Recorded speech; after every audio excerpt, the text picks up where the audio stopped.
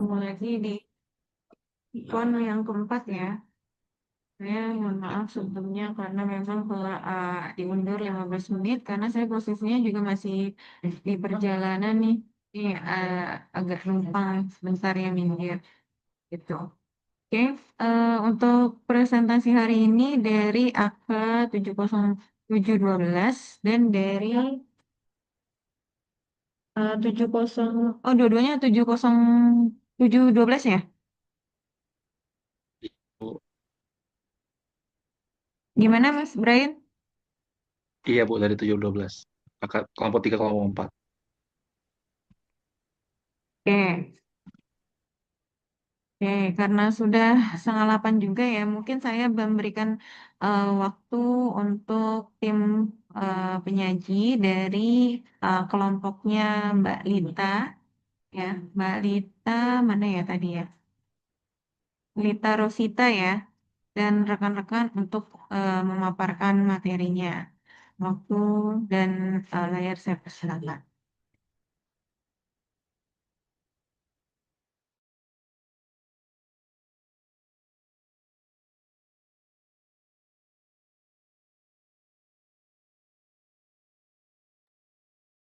Ada Mbak Lita, Mbak Lita, terus tadi sama, Baik, Ibu, kalau gitu. iya Mbak Lita gimana? Baik, Ibu, saya izin tanya ke kelas dulu sebentar. Oke, tadi udah ada Mas Harga ya, jadi menghilang.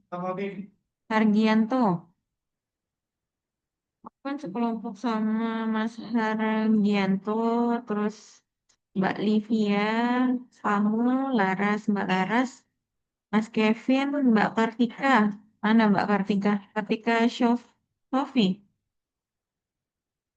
Apa beda nih Kartikanya? Hadir Bu, bener kok Kartika Bu. Iya kamu ya presentasi ya Mbak. Iya Bu. Oh ya, Izin Bu, Baik. rekan-rekannya udah hadir semua? Sepertinya sudah Bu. Ya udah, silakan untuk mempresentasikan. izin Bu sebelumnya mungkin kelompok 3 terlebih dahulu ya Bu.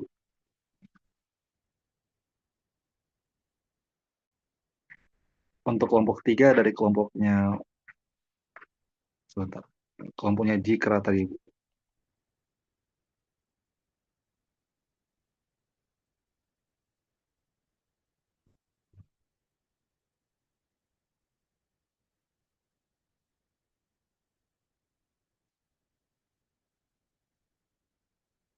Izin Bu, kita mulai dari kelompok 3 berarti ya Bu?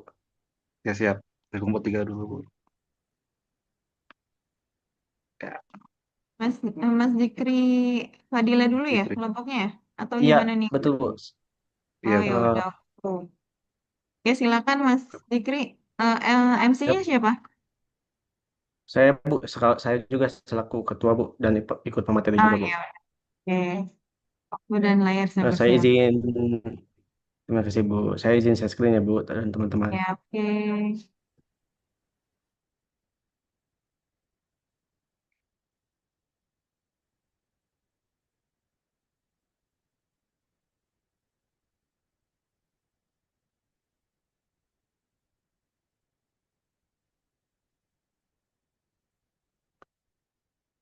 Maaf teman-teman, apakah sudah terlihat layar materinya? Sudah.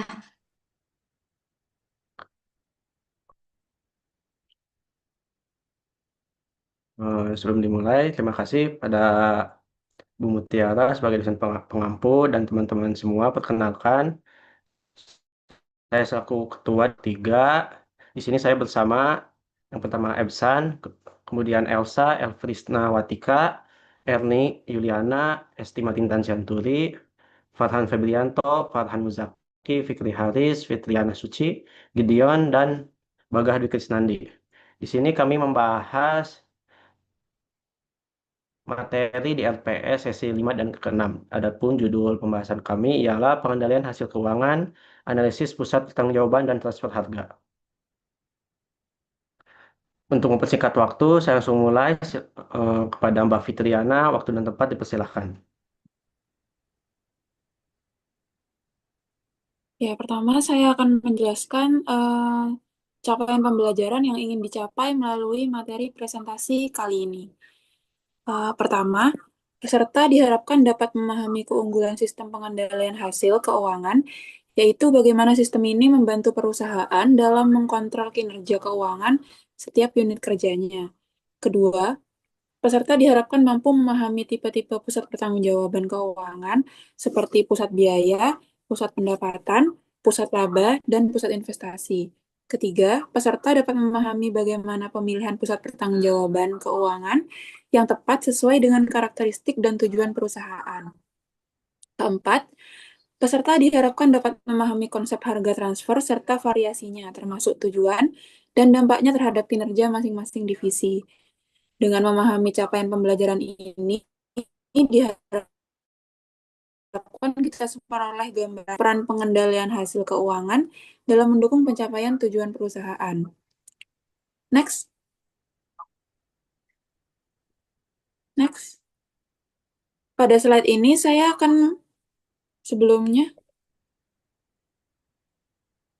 Pada slide ini, saya akan menjelaskan tentang pusat pertanggungjawaban. Pusat pertanggungjawaban adalah unit kerja dalam perusahaan yang dipimpin oleh seorang manajer, di mana manajer tersebut memiliki tanggung jawab tertentu atas kinerja unitnya.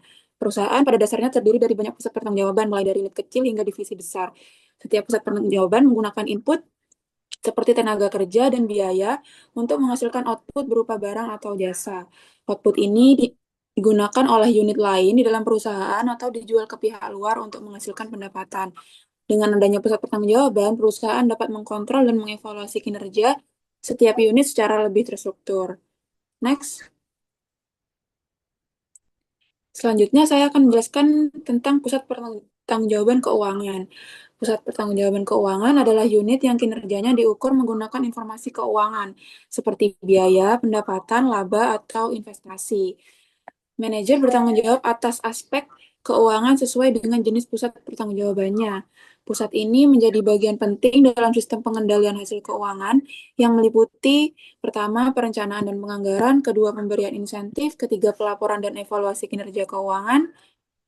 Adapun keunggulan sistem pengendalian hasil keuangan antara lain kinerjanya objektif dan terukur. Kedua, mendorong pencapaian target keuangan. Ketiga, memudahkan koordinasi dan pengendalian. Keempat, meningkatkan akuntabilitas manajer. Dan terakhir, mendukung perencanaan strategis perusahaan. Dengan sistem ini, setiap unit diharapkan dapat berkontribusi secara optimal dalam mencapai tujuan perusahaan. Selanjutnya untuk tipe-tipe pusat pertanggungjawaban akan dijelaskan oleh Mbak Erni dan tempat dipersilakan. Izin. Izin melanjutkan Ibu dan teman-teman. Selanjutnya saya Elsa akan melanjutkan presentasi terkait tipe-tipe pusat pertanggungjawaban keuangan. Pusat pertanggungjawaban keuangan ini merupakan pusat pertanggungjawaban di mana setiap individu didefinisikan setidaknya sebagian dalam istilah keuangan. Nah, 4 jenis pusat pertanggungjawaban dibedakan menjadi yang pertama yaitu pusat pendapatan, yang kedua yaitu pusat biaya, yang ketiga yaitu pusat laba, dan yang keempat yaitu pusat investasi. Nah, yang pertama pusat pendapatan atau revenue center merupakan pusat pertanggungjawaban di mana manajer memegang tanggung jawab akan menghasilkan pendapatan yang merupakan ukuran output keuangan. Yang kedua yaitu pusat biaya atau cost center merupakan pusat pertanggungjawaban di mana manajer bertanggung jawab untuk beberapa elemen-elemen dari biaya atau pengeluaran. Nah, biaya dan pengeluaran ini diukur dalam bentuk uang, namun output tidak diukur dalam cara yang sama. Yang ketiga yaitu pusat laba atau profit center, merupakan profit pertanggungjawaban di mana manajer memegang pertanggungjawaban atas laba maupun biaya. Nah, manajer pusat laba tidak memiliki kendali atas dana-dana investasi. Dan yang terakhir yaitu pusat investasi atau investment center, merupakan pusat pertanggungjawaban di mana manajer memegang pertanggungjawaban terhadap pendapatan, biaya, dan tingkat pengembalian investasi. Selanjutnya. Nah, selanjutnya kita akan membahas terkait tujuan dan contoh dari tipe-tipe pusat pertanggungjawaban keuangan. Yang pertama yaitu pusat pendapatan. Tujuannya yaitu memaksimalkan penjualan atau omset. Contohnya, Departemen Pemasaran atau Penjualan tidak berwenang untuk menentukan harga pokok ataupun harga jual produk yang dihasilkan. Akan tetapi, ukuran utama kinerjanya adalah pendapatan yang diperoleh dari pemasaran produk tersebut.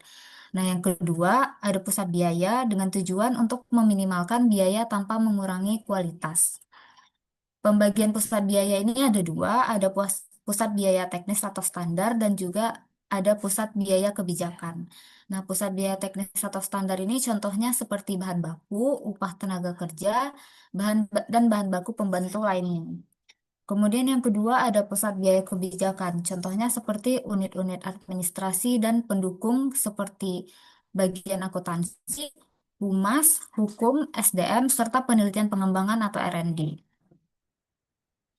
Yang ketiga yaitu pusat laba. Tujuannya yaitu memaksimalkan profitabilitas perusahaan. Contohnya yaitu pimpinan anak perusahaan ataupun atau manajer yang tidak diberi hak untuk mengambil keputusan tentang investasi. Dan yang terakhir, pusat investasi tujuannya untuk memaksimalkan return on investment atau ROI atau residual income. Nah, contohnya yaitu misalnya wakil direktur divisi truk memiliki wewenang yang sangat besar atas investasi di divisi tersebut. Nah, wakil direktur ini bertanggung jawab terhadap pengajuan proposal investasi seperti mendanai penelitian mesin-mesin yang lebih irit bahan bakar untuk mobil-mobil olahraga. Nah, setelah proposal tersebut disetujui oleh manajer puncak dan dewan komisaris tersebut, wakil direktur divisi truk selanjutnya akan bertanggung jawab untuk memastikan bahwa investasi tersebut dapat memberikan hasil. Selanjutnya, saya serahkan ke moderator. Silakan untuk Mbak Erni ya. Terima kasih. Mohon izin Ibu dan rekan-rekan, di sini saya akan menjelaskan mengenai hierarki pertanggungjawaban keuangan. Jadi hierarki ini menunjukkan tingkat tanggung jawab dari yang paling operasional sampai dengan yang paling strategis dalam suatu organisasi.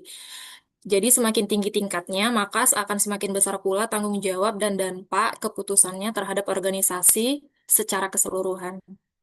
Selanjutnya, Mas. Nah, terdapat 3 level hierarki pertanggungjawaban keuangan. Yang pertama itu ada level operasional atau pusat biaya. Pada level ini itu adalah level paling rendah dalam hierarki pertanggungjawaban keuangan, di mana pusat biaya ini bertujuan untuk meminimalkan biaya dalam proses produksi atau kegiatan operasional. Contohnya untuk level ini adalah pada departemen produksi, departemen akuntansi, administrasi, dan unit pendukung lainnya. Selanjutnya yang kedua ada level taktis. Level taktis ini dibagi menjadi 2 bagian, yaitu pusat pendapatan dan pusat laba. Untuk pusat pendapatan itu tujuannya agar memaksimalkan pendapatan dan pencapaian target penjualan. Contoh pusat pendapatan ini, misalnya Departemen Pemasaran yang berfokus pada dampak promosi terhadap peningkatan penjualan. Lalu ada pusat laba. Pusat laba ini dianggap sebagai inti dari pengambilan keputusan taktis, di mana dia menggabungkan kontrol atas pendapatan dan biaya. Contoh pusat laba yaitu pada divisi produk yang bertanggung jawab atas biaya pembuatan suatu produk dan pendapatan dari penjualan produk tersebut. Yang terakhir pada level strategis, di mana level ini merupakan level tertinggi dalam hierarki pertanggungjawaban keuangan. Eh, Level ini biasanya umumnya diisi oleh tingkat direksi ataupun general manager, di mana pada manajer pusat investasi bertanggung jawab atas 3 elemen kunci dalam laporan keuangan, yaitu laba, pengendalian aset, serta keputusan investasi jangka panjang. Demikian, saya kembalikan kepada moderator.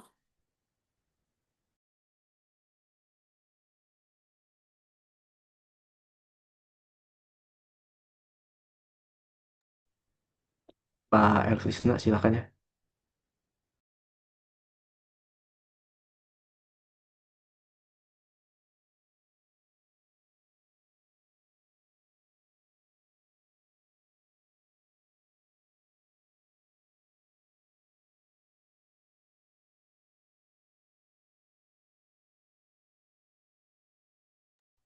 Maaf Kak, masih di mute ya.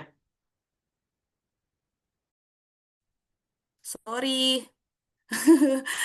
Oke, dalam sebuah organisasi penentuan tipe pusat laba sangat bergantung pada struktur. Belum Kak, selanjutnya Kak.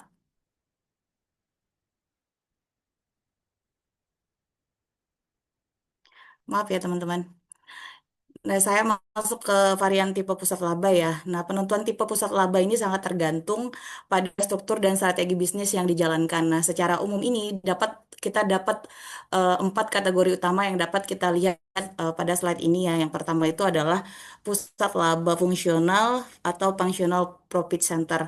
Nah, di sini unit laba dibentuk berdasarkan fungsi kerja spesifik. Contohnya misalnya seperti Departemen Pemasaran atau unit layanan, yang dimana memiliki ciri-ciri yaitu fokus hanya pada satu fungsi spesifik. Yang kedua adalah pendapatan atau biaya biasanya dipisahkan antara fungsinya. Dan yang ketiga adalah cocok untuk perusahaan yang masih menggunakan struktur fungsional. Nah, yang kedua adalah pusat laba unit bisnis atau divisi bisnis unit profit center. Ya, nah di sini berbeda dengan fungsional tadi ya teman-teman. Unit ini mengelola proses bisnis secara end-to-end mulai dari produksi hingga penjualan. Yang dimana memiliki ciri-ciri unit ini beroperasi layaknya perusahaan kecil di dalam perusahaan induk.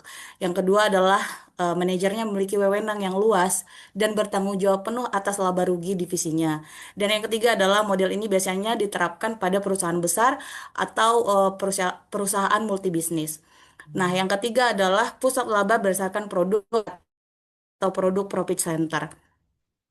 Di sini pengelompokan dilakukan berdasarkan lini produk tertentu yang dihasilkan perusahaan yang memiliki tiga ciri-ciri ya. Yang pertama yaitu setiap produk memiliki target pendapatan dan biaya sendiri. Nah, yang kedua, manajemen sangat mudah menganalisis profitabilitas tiap item produk. Yang ketiga, tipe ini sangat ideal bagi perusahaan multi-brand atau yang memiliki varian produk yang sangat beragam. Dan yang terakhir adalah pusat laba berdasarkan wilayah atau pelanggan eh, regional atau customer profit center. Nah, yang keempat ini, yang terakhir adalah unit ini dibentuk berdasarkan area geografis seperti wilayah Jawa atau Sumatera maupun berdasarkan segmen pelanggan. Misalnya segmen retail dan corporate yang memiliki ciri-ciri yaitu yang pertama sangat efektif jika karakteristik pasar di setiap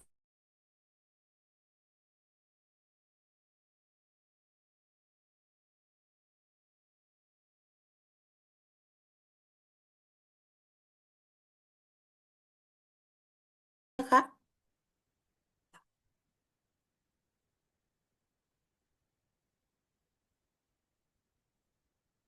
Nah, eh, setelah kita memahami berbagai variasi tipe pusat laba tadi ya, eh, kenapa, mengapa perusahaan perlu membentuk variasi tersebut ya? Jadi harus ada tujuan kenapa itu terbentuk.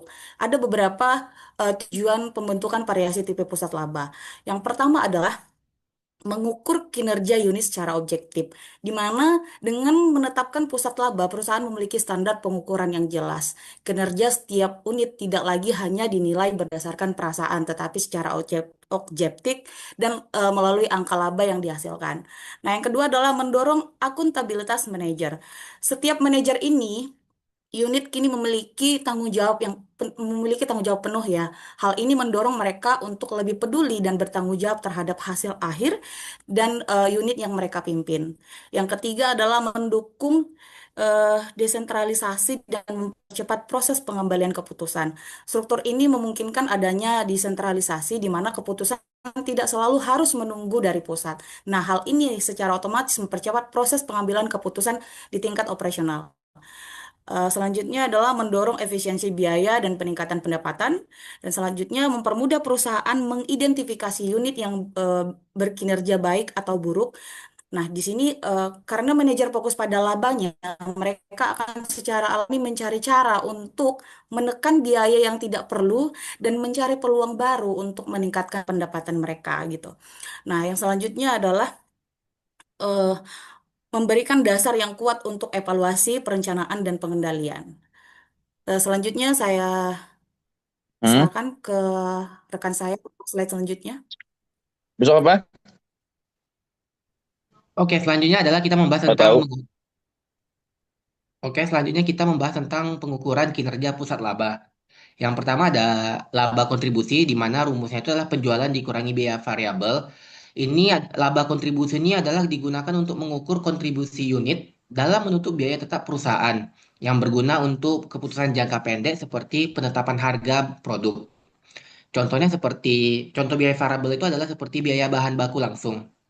Yang kedua ada laba langsung, di mana rumusnya ini adalah laba kontribusi sebelumnya kita kurangin lagi dengan biaya tetap yang dapat ditelusuri. Ini untuk mengukur kinerja manajer unit karena biaya tetap yang traceable atau yang dapat ditelusuri itu biasanya berada dalam kendali suatu manajer. Nah, contohnya adalah biaya sewa gedung, di mana berarti manajernya yang menentukan seberapa besar sih sewa gedung yang digunakan. Lalu nomor tiga adalah laba yang dapat dikendalikan, di mana rumusnya adalah laba langsung kita kurangi dengan biaya tetap bersama yang dialokasikan. Nah, ini rumus ini digunakan untuk menentukan ukuran yang ideal untuk mengevaluasi kinerja manajer. Fokusnya adalah pada elemen yang berada di bawah kendali mereka. Contohnya seperti gaji direktur utama. Yang terakhir lalu laba bersih, di mana rumusnya adalah semua pendapatan dikurangi dengan semua biaya. Ya, maka ini adalah mengukur total kontribusi dari seluruh unit suatu perusahaan terhadap laba bersih perusahaan secara keseluruhan. Next slide, moderator. Yes, yes, yes. Nah, Next slide, moderator. mengukur kinerja pusat investasi ini ada beberapa. Yang pertama, return on investment atau ROI. Pengukurannya ini adalah pengukuran kinerja pusat investasi dengan menentukan rasio laba dengan investasinya. Rumusnya berarti laba dibagi penjualan dikali penjualan dibagi investasi. Ini biasanya faktor utamanya adalah margin laba yang untuk profit bagi laba penjualan profit margin. Lalu untuk penjualan per investasi itu adalah perputaran asetnya. Keunggulan dari metode ini adalah di mana dia mudah dipahami dan memungkinkan perbandingan langsung antara unit dengan ukuran yang berbeda. Kelemahannya adalah karena ini untuk menentukan return investment secara total, berarti bisa saja ada pertentangan di antara subdivisi, di mana bisa jadi suatu subdivisi secara return investmentnya lebih kecil daripada divisi lain, tapi apabila dibicarakan dalam satu perusahaan, return on investment satu perusahaan itu besar. Lalu untuk yang kedua ada residual income atau RI, di mana rumusnya adalah laba operasi dikurangi aset operasi rata-rata dikali biaya modal minimum. Metode ini untuk mengukur laba unit di atas pengembalian minimum yang ditentukan atau disyaratkan oleh suatu perusahaan. Keunggulannya adalah mendorong manajer untuk menerima semua investasi yang return of investment-nya melebihi biaya modal perusahaan, sehingga mengurangi masalah-masalah antar subdivisi yang ada pada return on investment sebelumnya.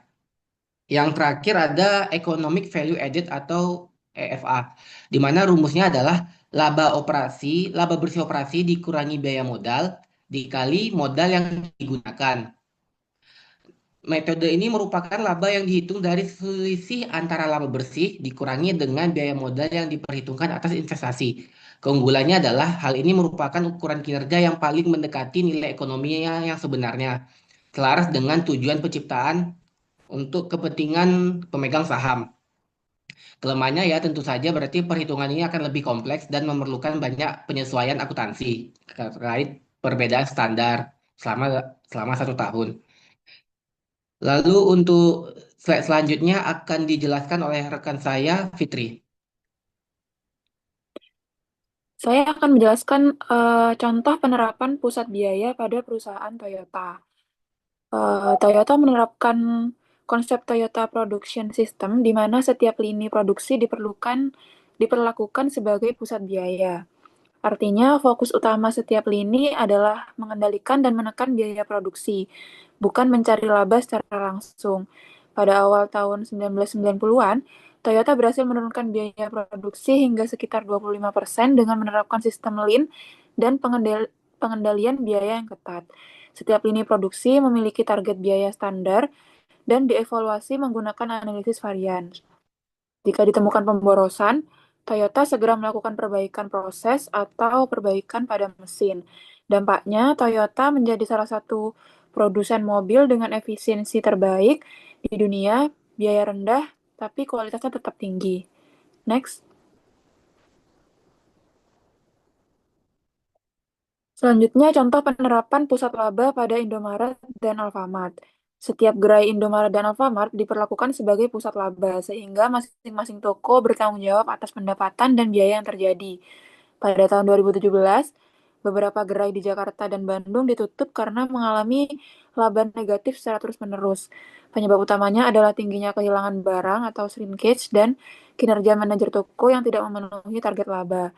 Gerai yang tidak mencapai standar laba selama lebih dari 6 bulan akan ditutup atau direlokasi. Dampaknya, perusahaan dapat dengan cepat mengidentifikasi toko yang tidak efisien dan menggantinya dengan lokasi yang lebih potensial. Sistem pusat laba ini membantu perusahaan dalam pengambilan keputusan yang cepat dan berbasis kinerja. Untuk selanjutnya akan dilanjutkan oleh rekan saya. Baik, selanjutnya adalah terkait dengan transfer pricing atau transfer harga. Secara umum suatu perusahaan itu memiliki cabang atau departemen dengan pusat laba dan investasi, yang mana aset itu dipindahkan dari satu departemen ke departemen yang lainnya. Keuntungannya dapat ditambahkan ke harga pokok barang pada saat transfer. Harga barang yang ditransfer dalam perusahaan disebut harga transfer. Nah, eh, pengertiannya, harga transfer ini adalah terkait dengan nominal suatu barang atau jasa yang dipindahkan antar departemen dalam sebuah organisasi yang menerapkan sistem desentralisasi. Artinya, suatu perusahaan itu memiliki suatu hubungan khusus. Kemudian, penentuan harga ini dilakukan untuk produk yang disediakan antar departemen. Barang yang diterima suatu departemen akan diproses kembali sebelumnya yang akhirnya akan dijual sebagai produk akhir ke pasar. Tujuan dari transfer pricing ini yang pertama adalah untuk mengukur kinerja departemen, kemudian untuk meningkatkan konsistensi tujuan dalam membuat keputusan. Yang ketiga adalah untuk meningkatkan komunikasi yang efektif dan memberikan informasi yang relevan. Mungkin sebagai ilustrasi bahwa kita anggap antara A dan B ini adalah suatu perusahaan atau departemen yang memiliki ikatan khusus atau terdesentralisasi. Ketika unit A menghasilkan suatu barang dengan eh, harga harga pokoknya 50, kemudian dia ditransfer ke unit B dengan harga 70. Nah, harga 70 ini adalah yang mencerminkan transfer pricing. Nah, kemudian dari B ke pasar dengan harga 90 seperti itu. Nah, jadi selisih antara 50 ke 70 yaitu 20 itu adalah merupakan harga keuntungannya atau keuntungan untuk unit A. Nah, ketika suatu perusahaan antara A dan B ini tidak terikat ataupun tidak memiliki suatu ikatan terdesentralisasi atau kita bisa sebut antara induk dan perusahaan induk dan anak itu, maka nanti maka supply demand di situ akan mempengaruhi untuk barang tersebut. Demikian, selanjutnya akan dilanjutkan oleh rekan saya.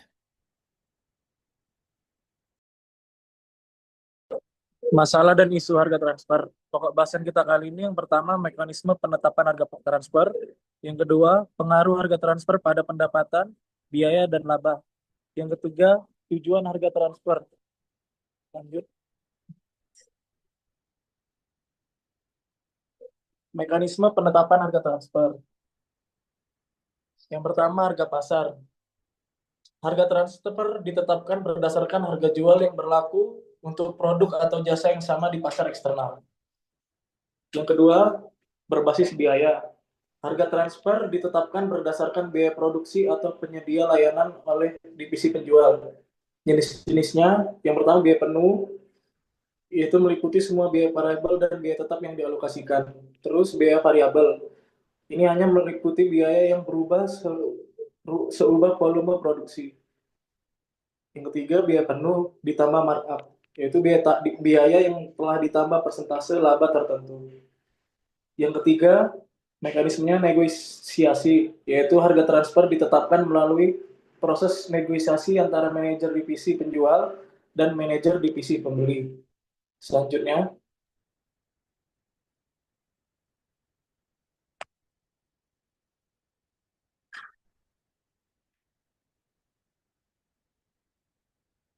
next. Ini pokok bahasan kali ini, pengaruh harga transfer pada yang pertama pendapatan. Apabila harga transfer yang lebih tinggi, maka pendapatan divisi penjual akan naik. Namun sebaliknya, harga transfer yang lebih rendah, pendapatan divisi penjual akan turun. Pengaruh terhadap biaya, apabila harga lebih tinggi, biaya akan lebih besar, sementara laba akan menurun. Sebaliknya, apabila harga yang lebih rendah, biayanya akan lebih kecil dan labanya akan meningkat. Pengaruh terhadap laba. Harga transfer adalah eliminasi pada tingkat konsolidasi, sehingga laba bersih perusahaan secara keseluruhan tidak berubah selama semua unit berada dalam satu entitas hukum atau negara yang sama. Next. Ini akan dibahas oleh teman saya selanjutnya. Terima kasih.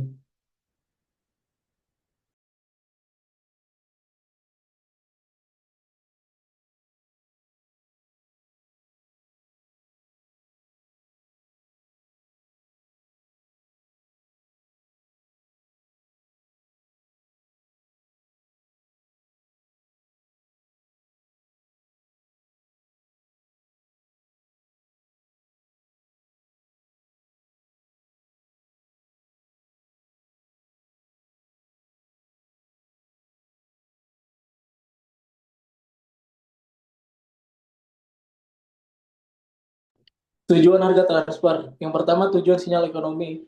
Tujuan ini memastikan bahwa harga transfer memberikan informasi yang benar kepada manajer untuk membuat keputusan yang optimal bagi perusahaan secara keuntungan atau prinsip goal congruence.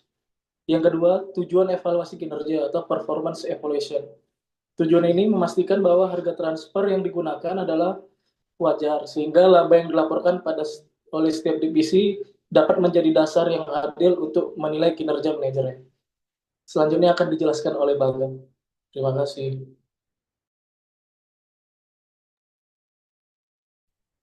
Oke. Selanjutnya metode dalam analisis dari harga transfer. Ini di OECD yang diakui ini ada dibedakan berdasarkan transaksi tradisional dan transaksi metode laba transaksional. Metode-metode ini itu tujuannya untuk menentukan harga transfer yang sesuai dengan prinsip kewajaran dan kelaziman usaha atau arm's length principle, yaitu harga yang akan disepakati oleh pihak independen dalam kondisi yang sebanding. Next.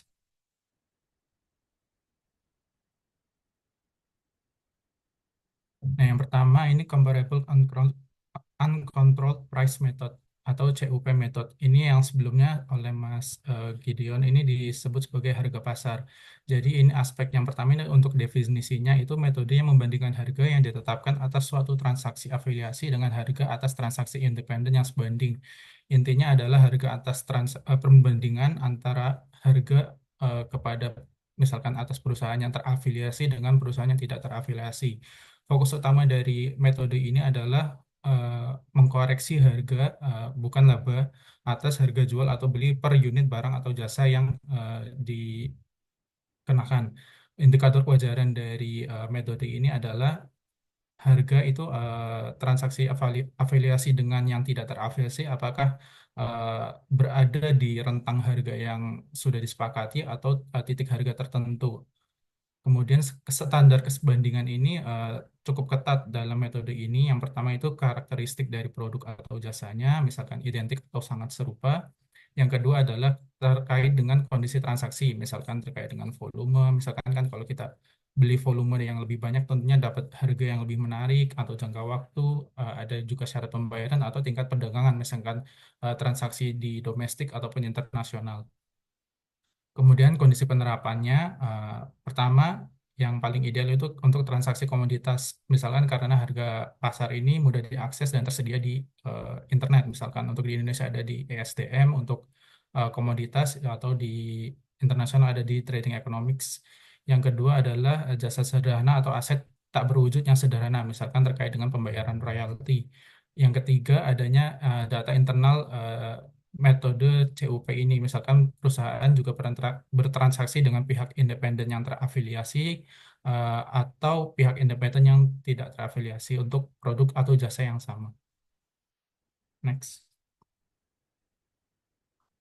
Keterbatasan dari metode ini, yang pertama itu sudah diterapkan kalau ada perbedaan atau perbedaan sekecil apapun pada karakteristik produk atau jasa, misalkan ada perbedaan kualitas, kandungan atas misalkan komoditas dan spesifikasi teknis lainnya. Yang kedua, sulit diterapkan jika terdapat perbedaan signifikan pada kondisi transaksi, misalkan ada beda volume, syarat pembayaran, syarat pengiriman. Yang ketiga, terdapat perbedaan geografis yang mempengaruhi harga secara substansial. Untuk kelebihan dari metode ini adalah yang paling akurat dan persuasif, karena jika sebandingan tadi itu bisa didapatkan atau dicapai itu jadi ada bukti terkait dengan metode ini bisa digunakan secara langsung dan andal mengenai kewajaran harga. Yang kedua adalah fokus langsung pada harga sesuai pada prinsip kewajaran dan kelaziman usaha yang berfokus pada harga yang disepakati oleh pihak independen, juga terkait dengan perusahaan afiliasi gitu. Yang selanjutnya itu terkait dengan kelemahan dari metode ini adalah sensitif terhadap perbedaan. Jadi jika terjadi perbedaan produk sekecil apapun, fungsi atau kondisi yang mempengaruhi harga, misalkan ada spesifikasi atau syarat pengiriman, dapat membuat metode ini tidak dapat diterapkan atau sulit diterapkan karena mungkin membutuhkan penyesuaian yang sangat sulit. Next.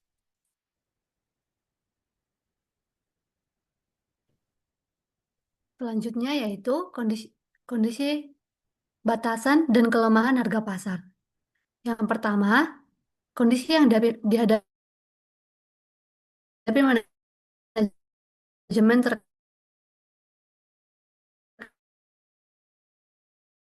ketersediaan sumber. Dalam kondisi ini, untuk melakukan transaksi dengan pihak luar atau dari divisi penjual. Keputusan mengenai sumber pembelian atau penjualan, termasuk harga transfer yang digunakan, diserahkan kepada manajer divisi, sehingga campur tangan dari manajer kantor pusat dapat diminimalkan. Yang kedua yaitu menghadapi kendala sumber, yakni kondisi di mana kapasitas produksi divisi penjual tidak mampu memenuhi seluruh permintaan yang ada. Divisi penjual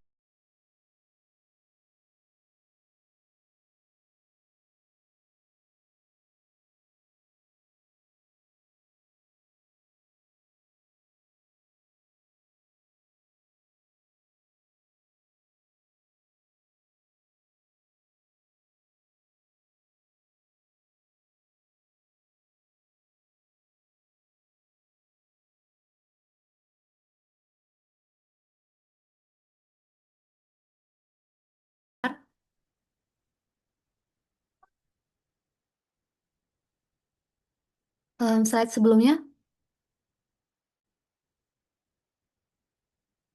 Kemudian, batasan dalam penerapan harga pasar. Dalam penerapannya, terdapat batasan-batasan yang harus diperhatikan oleh manajemen saat menentukan harga. Yang pertama, jika harga divisi penjual sama dengan harga pasar, maka divisi pembeli wajib membeli dari divisi penjual. Meskipun pasar menyediakan alternatif yang lebih kompetitif, divisi pembeli harus tetap melakukan pembelian dari divisi penjual selama divisi penjual mampu menyediakan produk dengan harga yang setara dengan harga pasar.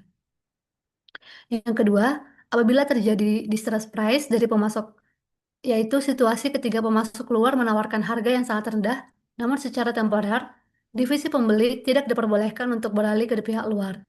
Hal ini menunjukkan bahwa distress price dianggap tidak relevan dengan sebagai dasar penetapan harga transfer, karena tidak mencerminkan kondisi pasar yang berkelanjutan. Namun demikian, aturan ini juga dapat membatasi divisi pembeli dari memanfaatkan peluang pengamatan biaya jangka pendek yang mungkin lebih signifikan. Yang ketiga, perubahan sumber pembelian atau harga transfer harus disetujui kantor pusat. Hal ini untuk memastikan bahwa keputusan yang diambil tidak hanya menguntungkan satu divisi, tetapi selaras dengan kepentingan perusahaan secara keseluruhan. Selanjutnya, kelemahan dalam penerapan harga pasar. Yang pertama, tidak semua produk memiliki harga pasar yang tersedia. Tidak semua produk memiliki harga pasar yang dapat dijadikan acuan, terutama jika produk tersebut bersifat khusus atau terbatas untuk kebutuhan internal saja. Yang kedua, harga pasar sering berubah sehingga harga transfer juga ikut berubah. Harga pasar pada umumnya fluktuatif dan dapat berubah dalam jangka waktu yang relatif singkat, sehingga perusahaan harus menyesuaikan harga transfer. Hal ini dapat mengganggu stabilitas anggaran dan mempersulit manajemen operasional divisi dalam melakukan perencanaan. Yang ketiga, satu produk bisa memiliki beberapa harga pasar. Hal ini terjadi karena pasar menawarkan berbagai variasi harga tergantung perbedaan volume pembelian, kualitas, lokasi, atau keadaan-keadaan lainnya. Perbedaan ini juga membuat perusahaan kesulitan dalam memilih harga yang menggambarkan harga produk sebagai dasar transfer pricing. Yang keempat, penghematan biaya hanya dinikmati oleh divisi pembeli. Ketika harga pasar digunakan sebagai harga transfer, penghematan biaya hanya menguntungkan divisi pembeli. Hal ini dapat menciptakan ketidakseimbangan insentif karena divisi penjual tidak memperoleh manfaat yang sepadan dari efisiensi yang mungkin telah dicapai dalam proses produksinya. Berikutnya akan dijelaskan oleh teman saya. Baik, terima kasih. Mohon izin Ibu. Untuk selanjutnya adalah metode perhitungan harga pasar, salah satunya dengan cost plus method ya. Jadi cost plus method ini adalah metode penetapan harga transfer dengan menghitung total biaya produksi yang dikeluarkan oleh masing-masing divisi penjual, kemudian menambahkan presentase laba atau markup yang dilakukan oleh divisi penjual untuk ditetapkan oleh manajemen. Jadi rumus umumnya ada di slide. Intinya adalah total biaya plus total biaya dikali markup. Jadi harga transfer diperoleh dari total biaya plus total biaya dikali markup. Biasanya metode ini digunakan ketika harga pasar eksternal tidak tersedia atau tidak dapat dijadikan acuan. Selanjutnya. Nah, jadi cost plus method ini tujuannya adalah ada 5, saya rangkum menjadi 5, intinya untuk menjamin divisi penjual memperoleh laba yang wajar, lalu memperoleh penetapan harga antar divisi, yang ketiga mendorong efisiensi biaya perusahaan, dan yang keempat mendorong penilaian kinerja divisi serta menciptakan keadilan antar divisi. Dasar perhitungan biayanya menggunakan 4 biaya secara umum, yaitu biaya variabel, biaya penuh atau full cost, lalu biaya full cost plus itu ditambah markup, tadi biaya tadi yang ditambah markup, lalu biaya standar. Setidaknya ada 5 prosedur penetapan untuk penetapan cost plus method ini. Yang pertama adalah menunjukkan jenis biaya yang digunakan, biasanya variabel, penuh, atau standar. Lalu yang kedua adalah menghitung total biaya produksi divisi penjual. Yang ketiga menghitung harga transfer. Yang keempat adalah menggunakan rumus umum tadi, yaitu perhitungan harga transfernya dengan biaya ditambah biaya dikalikan markup. Dan yang terakhir adalah menetapkan harga sebagai dasar transaksi antar divisi. Untuk selanjutnya akan dijelaskan oleh rekan saya.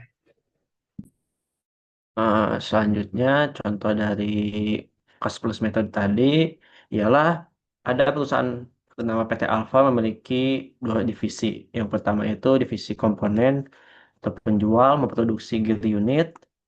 Kemudian divisi perakitan atau pembeli membutuhkan gear unit untuk produk akhir. Harga pasar gear unit ini ialah 900 per unit. Namun pasokan terbatas, maka perusahaan memilih untuk memakai metode biaya ditambah laba. Berikut merupakan komponen per unit untuk biaya sesungguhnya dan biaya standar. Terdapat pada biaya variabel produksi, tetap produksi,